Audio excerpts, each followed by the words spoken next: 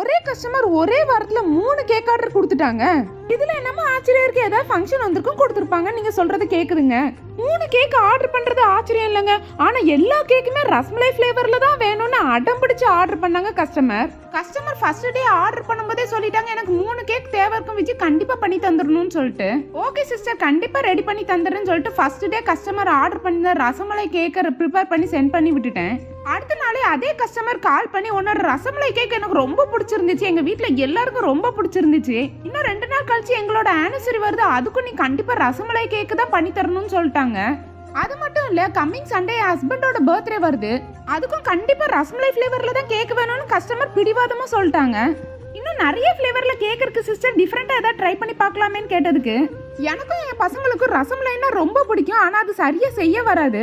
ஆனா நீ பண்ண ரசமலை எனக்கு ரொம்ப பிடிச்சிருந்துச்சு, எக்ஸ்ட்ரா இருந்தா ஒரு பாக்ஸ்ல போட்டு தந்துரு, நான் வச்சு சாப்பிட்றேன்னு சொல்லிட்டாங்க கஸ்டமர்.